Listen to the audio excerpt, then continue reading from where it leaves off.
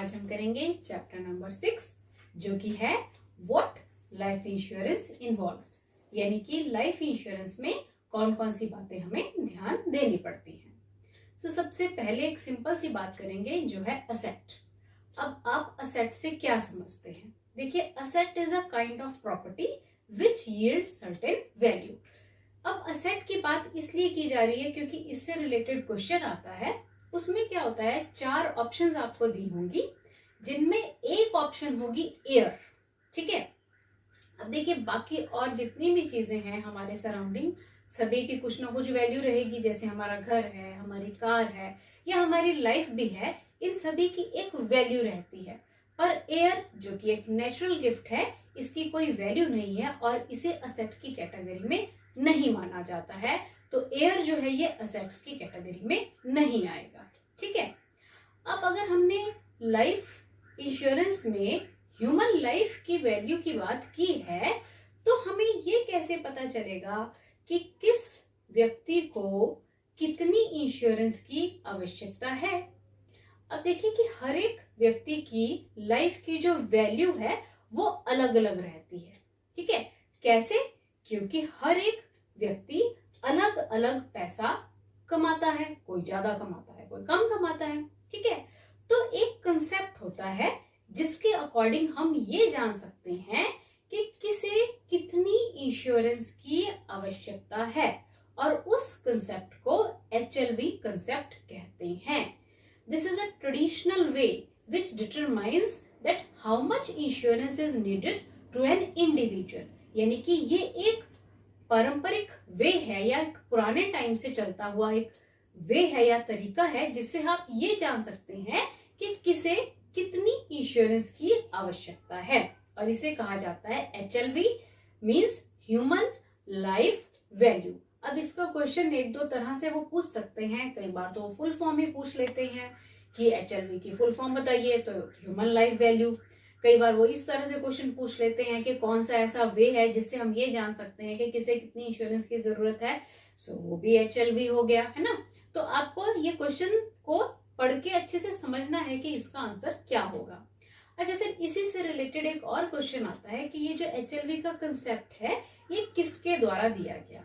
तो प्रोफेसर हबनर, आपने याद रखना है, प्रोफेसर हबनर ने ह्यूमन लाइफ वैल्यू यानी कि HLV का कंसेप्ट दिया, जिससे हम ये जान सकते हैं कि किसी भी व्यक्ति को कितनी इंश्योरेंस की आवश्यकता है। ठीक है, अच्छा ये तो थी HLV की बात। अब नेक्स्ट जो बात हमने करनी है वो है टाइप्स ऑफ रिस्क। अब किसी की भी लाइफ पे जो रिस्क रहते हैं या खतरा बना रहता है वो किस किस तरह का खतरा होता है, अगर हम बेसिकली बात करें तो ये 3 तरह के खतरे हैं जो कि किसी की भी लाइफ पे हमेशा बने रहते हैं। ठीक है, इनमें सबसे पहला जो खतरा है या रिस्क है वो है डाइंग टू अर्ली। अगर कोई बहुत जल्दी किसी की डेथ हो जाती है तो वो एक रिस्क है उसकी फैमिली के लिए, क्योंकि अगर कोई यंग एज में किसी की डेथ हो जाती है तो उसका परिवार जो है वो सारा बिखर जाता है ना। तो इसको एक खतरे की कैटेगरी में रखा जाता है। दूसरा जो खतरा है या जो दूसरा रिस्क है वो है लिविंग टू लॉन्ग। अगर कोई व्यक्ति बहुत ज्यादा जीवन जीता है या बहुत लंबा जीवन जीता है तो वो भी एक रिस्क की कैटेगरी में ही रखा गया है, क्योंकि किसी भी व्यक्ति की जो अर्निंग एज रहती है वो मैक्सिमम 60 इयर्स रहती है। उसके बाद जो है वो रिटायर हो जाता है ना। तो अगर वो इंसान बहुत ज्यादा लंबा जीवन जीता है तो वो रिस्क की कैटेगरी में इसलिए है क्योंकि वो फिर दूसरे पर बोझ बन जाता है। ठीक है ना, तो इसको भी रिस्क की कैटेगरी में ही माना गया है।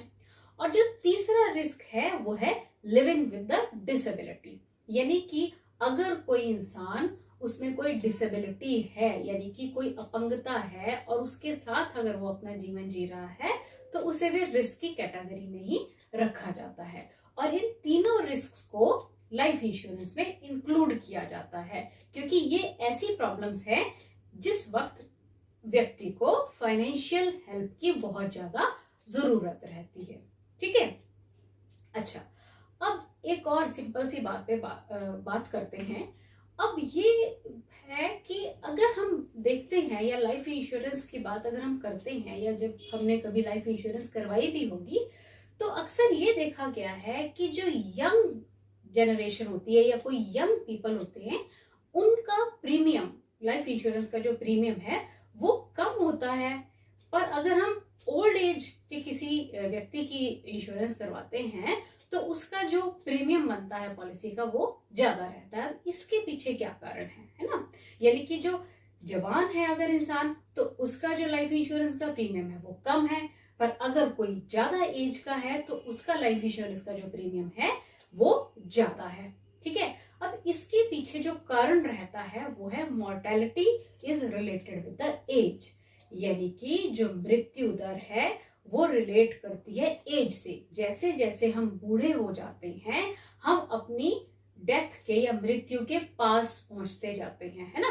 तो इसलिए जब ज्यादा एज के व्यक्ति का बीमा किया जाता है तो उससे प्रीमियम ज्यादा लिया जाता है, क्योंकि उसकी लाइफ पर एक यंग इंसान की लाइफ के कंपैरेटिवली ज्यादा रिस्क बना रहता है। ठीक है, तो ये क्वेश्चन आता है और आपको ये याद रखना है कि जो मोर्टेलिटी है यानी कि जो मृत्यु दर है वो डायरेक्टली रिलेट करती है किससे? एज से। ठीक है, अच्छा अब आपको let's start with self examination practice questions. Question number 1, which of the below is not an element of life insurance business? जो नीचे दी गई ऑप्शंस हैं आपने इनमें से बताना है कि कौन सा ऐसा एलिमेंट है जिसका लाइफ इंश्योरेंस बिजनेस के साथ कोई लेना देना नहीं है। सबसे फर्स्ट है असेट्स। असेट्स का तो होगा ही क्योंकि असेट्स मीन्स हमारी कोई भी प्रॉपर्टी। देन रिस्क, रिस्क का भी होगा। Then principle of mutuality, insurance तो चलते ही म्यूचुअल रिलेशनशिप से है ना? और डी ऑप्शन है सब्सिडी। सब्सिडी का मतलब होता है सरकार के द्वारा दी जाने वाली छूट। तो इंश्योरेंस बिजनेस में सब्सिडी का कोई भी कनेक्शन नहीं है। तो इसका जो सही उत्तर है वो है सब्सिडी यानी कि डी। ठीक है, चलिए अब है second question, who devised the concept of HLV? यानी कि HLV जिसका मतलब होता है ह्यूमन लाइफ वैल्यू, इसका कंसेप्ट किसके द्वारा दिया गया है? तो इसका हमने पहले भी किया था। इसका सही आंसर है प्रोफेसर हबनर। तो सी इसका सही उत्तर होगा, प्रोफेसर हबनर।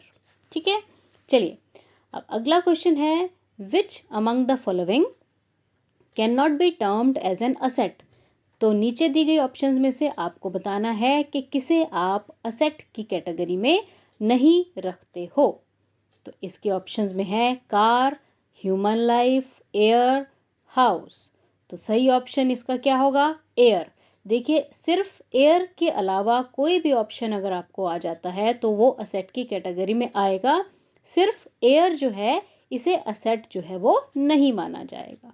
ठीक है, चलिए अब अगला क्वेश्चन है, which of the below can not B categorised under risk?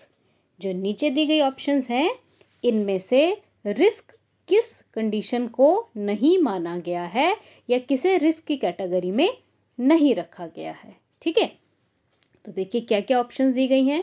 सबसे पहली है डाइंग टू यंग। अगर कोई बहुत जल्दी यानी कि जवान इंसान जो है कुछ युवावस्था में अगर किसी की मृत्यु हो जाती है तो उसे रिस्क माना जाएगा। फिर है डाइंग टू अर्ली, अगर कोई बहुत जल्दी किसी की मृत्यु हो जाती है। फिर है नेचुरल वियर एंड टियर, यानी कि प्राकृतिक तौर पर जब हम बूढ़े हो जाते हैं उसे नेचुरल वियर एंड टियर कहा जाता है। And living with the disability. ठीक है, यानी कि अगर कोई व्यक्ति अपना जीवन अपंगता के साथ जीता है तो उसे लिविंग विद द डिसेबिलिटी कहा जाता है। अब देखिए इन चारों ऑप्शंस में जो नेचुरल वियर एंड टियर है यानी कि जो एज के साथ या आयु के साथ हम बूढ़े होते जाते हैं इसे रिस्क की कैटेगरी में नहीं माना जाता है। ठीक है, तो इसका सही ऑप्शन होगा ऑप्शन नंबर सी। चलिए अब अगला क्वेश्चन कहता है कि विच इज करेक्ट। आपको 4 ऑप्शंस दी गई हैं और इनमें से आपको सही ऑप्शन जो है वो बतानी है।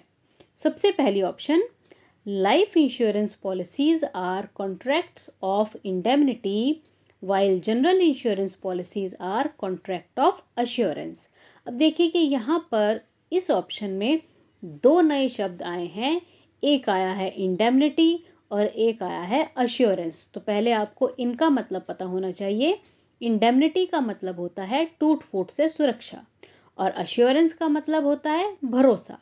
ठीक है, तो इस ऑप्शन में कहा गया है कि जो लाइफ इंश्योरेंस की पॉलिसीज होती हैं ये तो अनुबंध है किसका, टूट फूट से सुरक्षा का, जबकि जो जनरल इंश्योरेंस जिसमें कि मोटर इंश्योरेंस और हेल्थ इंश्योरेंस की पॉलिसीज आती हैं वो कॉन्ट्रैक्ट होता है किसका, भरोसे का, जो कि बिल्कुल गलत ऑप्शन है, क्योंकि लाइफ इंश्योरेंस पॉलिसी जो है वो अश्योरेंस का कॉन्ट्रैक्ट होता है, जबकि जनरल इंश्योरेंस पॉलिसीज जो हैं वो इंडेमनिटी का कॉन्ट्रैक्ट होता है, क्योंकि जनरल इंश्योरेंस पॉलिसी हमें हर साल करवानी पड़ती है। सपोज हमारा कोई स्कूटर है, ठीक है, और हमने उसकी पॉलिसी करवाई, अगर हमारा स्कूटर जो है उसका कोई एक्सीडेंट हो जाता है तो कंपनी हमें उससे जितना भी उसका नुकसान हुआ होता है उसका मुआवजा दे देती है ना। और अगर स्कूटर का एक्सीडेंट नहीं होता है तो हमारा जो कॉन्ट्रैक्ट है वो 1 साल बाद खत्म हो जाता है और हमें उसे फिर से करवाना पड़ता है, ठीक है ना। तो जो लाइफ इंश्योरेंस पॉलिसी है उसमें तो ऐसा नहीं होता है, जब हम करवा लेते हैं एक बार तो वो पूरी जितने भी समय के लिए करवाई गई है वो पूरा का पूरा उसका अनुबंध चलता है, ठीक है ना। तो इसलिए जो लाइफ इंश्योरेंस पॉलिसी है ये कॉन्ट्रैक्ट होता है अश्योरेंस का, जबकि जो जनरल इंश्योरेंस पॉलिसीज हैं ये कॉन्ट्रैक्ट होता है इंडेमनिटी यानी कि टूट फूट से सुरक्षा का। तो आपको ये बात याद रखनी है और इसकी सही ऑप्शन भी बी आएगी, ठीक है। चलिए अब अगला क्वेश्चन जो है ये कहता है which among the following methods is a traditional method that can help to determine the insurance needed by an individual।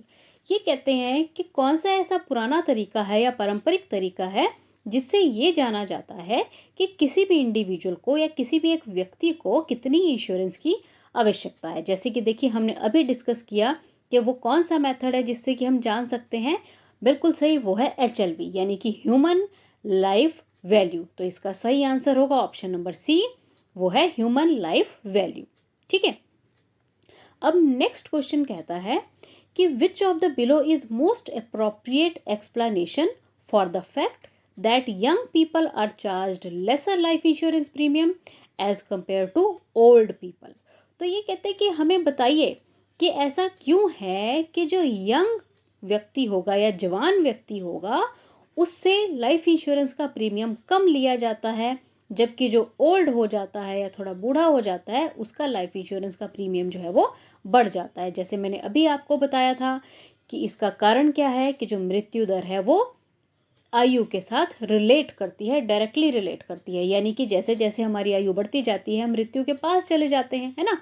तो इसलिए इसका जो सही ऑप्शन होगा वो होगा mortality is related with the age. तो चेक कीजिए कहां पर है ये रिलेशन। हाँ जी, तो ये है option number C, that mortality is related with the age, ठीक है। चलिए अब अगला क्वेश्चन है which of the below is not an advantage of cash value insurance contract. आपको बताना है कि इनमें से जो कैश वैल्यू इंश्योरेंस को हम नॉर्मल इंश्योरेंस ही समझ लीजिए, ये अलग नहीं है, ठीक है। तो ये क्वेश्चन कह रहा है कि आपको बताना है कि इनमें से कौन सी ऐसी ऑप्शन है जो कि इंश्योरेंस कॉन्ट्रैक्ट के फायदों में नहीं आती है, ठीक है ना। तो सबसे पहली ऑप्शन में दिया है सेफ और सिक्योर इन्वेस्टमेंट, तो भाई इंश्योरेंस तो सेफ और सिक्योर होती ही है। दूसरा है इनक्यूलेट्स सेविंग डिसिप्लिन, मतलब ये एक ऐसा सेविंग डिसिप्लिन है या एक ऐसा सेव करने का तरीका है जो हमें जबरदस्ती ही करना पड़ जाता है, ठीक है। फिर है तीसरा लोअर यील्ड्स, यानी कि इसके जो फायदे हैं वो बहुत कम है, ठीक है। और जो चौथा ऑप्शन है वो है इनकम टैक्स एडवांटेज, तो ये भी इसका बहुत बड़ा एडवांटेज है, फायदा है कि जब हम लाइफ इंश्योरेंस करवाते हैं तो उसमें हमें इनकम टैक्स का भी बेनिफिट मिलता है। तो हाँ जी, इनमें से कौन सी ऐसी ऑप्शन है जो इसके एडवांटेज में नहीं आएगी, तो वो है ऑप्शन नंबर सी, जो है लोअर यील्ड्स, ठीक है। चलिए अब जो नेक्स्ट क्वेश्चन है इसमें है which of the below is an advantage of cash value insurance contracts. अब देखिए, ऊपर वाले में पूछा गया था कि बताइए कौन सी ऐसी बात है जो इसकी एडवांटेज नहीं है। अब इसमें पूछा गया है कि आपको बताना है कि कौन सी ऐसी बात है जो इसकी एडवांटेज है, यानी कि इसका फायदा है। तो इसी तरह से आपने हर एक क्वेश्चन में ये ध्यान देना है कि ये हाँ में पूछा गया है या फिर ना में पूछा गया है। ठीक है, तो अब आपने इसमें इंश्योरेंस कॉन्ट्रैक्ट की एडवांटेज बताना है कि चारों ऑप्शन में से कौन सी है। तो पहला लिखा गया है returns subjected to corroding effect of inflation, यानी कि जो आपको रिटर्न मिलेगा, जो पैसा मिलेगा, वो उस पर महंगाई का असर होगा। ऐसा कुछ नहीं है। ठीक है, इसका सेकंड ऑप्शन में दिया गया है कि लो अक्यूमुलेशन इन अर्ली ईयर्स, यानी कि जब शुरुआती सालों में पैसा कम इकट्ठा होता है, भाई वो तो जितना हम जमा करवाएंगे उतना ही इकट्ठा होएगा। तीसरा है लोअर यील्ड्स, यानी कि इसके फायदे कम हैं। और चौथी ऑप्शन में दिया गया है सिक्योर इन्वेस्टमेंट। तो इसकी जो सही एडवांटेज है इंश्योरेंस कॉन्ट्रैक्ट की वो यही है डी, यानी कि इसमें जो इन्वेस्टमेंट रहती है वो सेफ और सिक्योर रहती है। ठीक है जी, चलिए अब हम करेंगे इसका लास्ट क्वेश्चन, जो कि है during which stage of life will an individual appreciate past savings most. तो इसमें आपको बताना है कि किसी व्यक्ति को अपने जीवन की कौन सी अवस्था में अपनी जो पास्ट सेविंग या उसने सेविंग की हुई होती है उसकी सबसे ज्यादा जरूरत पड़ती है। तो ऑप्शंस में है पोस्ट रिटायरमेंट, अर्नर, लर्नर और जस्ट मैरिड। ठीक है, तो अब देखिए क्या क्या है। पहली ऑप्शन है पोस्ट रिटायरमेंट, यानी कि रिटायरमेंट के बाद।